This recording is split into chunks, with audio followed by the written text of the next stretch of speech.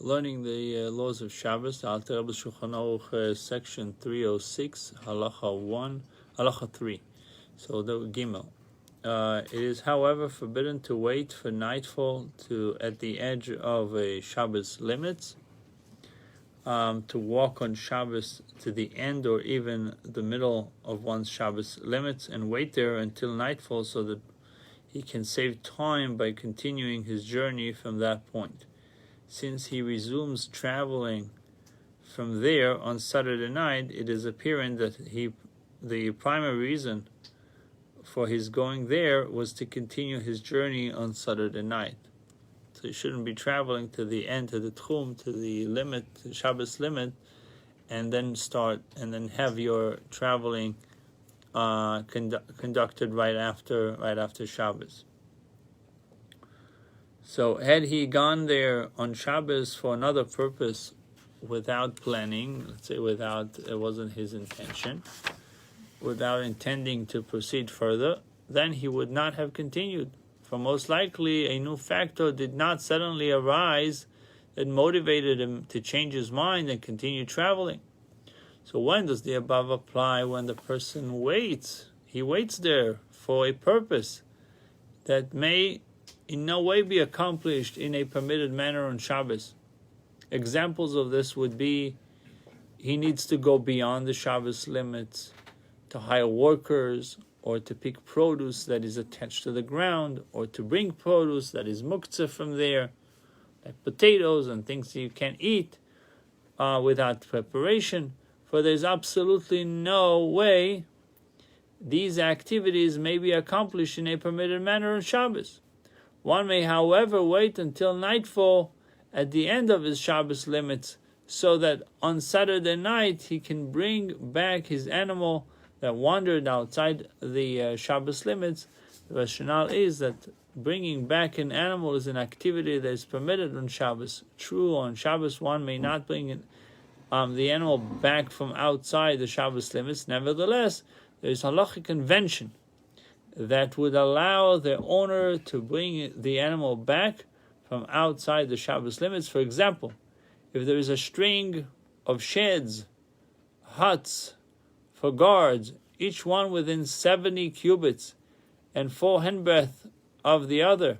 In such a situation, the person may proceed even several parsois on Shabbos because they are all considered as part of one extended town. So that, even going up 441, you don't have spaces that are that far apart on the street. Going up to West Palm. He tells you that you are allowed to go to the end of the tchum, to the end of the Shabbos limit, to bring your animal back, and there's even opinions you're allowed to cross to the other side. But then the tchum's longer, because if it's populated up like 441 up there to West Palm, there's definitely a house or something every 2.8 miles. Listen to this. It says, true, on Shabbos, one may not bring the animal back from outside the Shabbos limits. Nevertheless, there is halachic convention that would allow the owner to bring the animal back from outside the Shabbos limit. For example, if there's a string of sheds, huts, for guards, each one within 20 cubits and 4 handbreadth of the other, 70. In such a situation, the person may proceed even several parsois. Right. Oh, this is different, a little different, because you want to set between about 2.8 miles, because they are all considered as part of one extended town. It will be explained in section 398, halacha 7, halacha 9. Even though in fact at present there are no such sheds, the owner of the animal is granted this leniency. Similarly, it is permitted to wait at the Shabbos limits until nightfall to bring in produce that has already been detached and which is not muktzeh. For in this instance as well, there is a halachic convention that allows one to bring it from there in an instance where there were partitions enclosing the path from the location of the produce until his house. even though in fact there are no partitions, the owner of the animal is granted this leniency. The rationale for this leniency is explained in section 307. That's dealing with a peros tlushim, with detached foods. When, however, the produce is muktzeh, it is impossible to bring it even when there are partitions, because it is forbidden to move such produce. Similarly, it is forbidden to wait until nightfall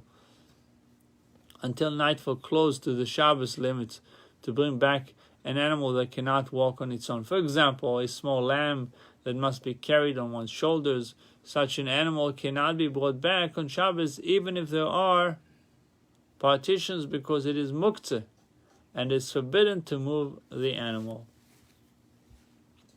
It is, however, permitted to wait until nightfall close to the Shabbos limits, to guard such an animal, or to guard produce that is muktzeh, or even to guard produce that is attached to the ground, that are outside the Shabbos limits, because guarding articles that are muktzeh or attached to the ground is permitted on Shabbos.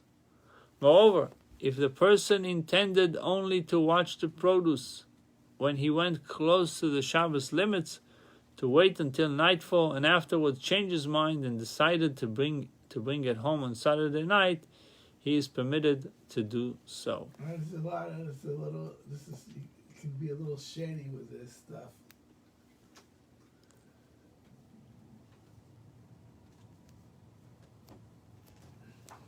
Said he's allowed to only when his intention was to guard them, not when his intention was to actually get them.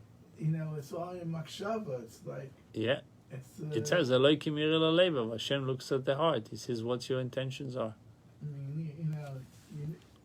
guess you have to say to yourself, "I can fool myself, but I can't fool Hashem." Welcome to you.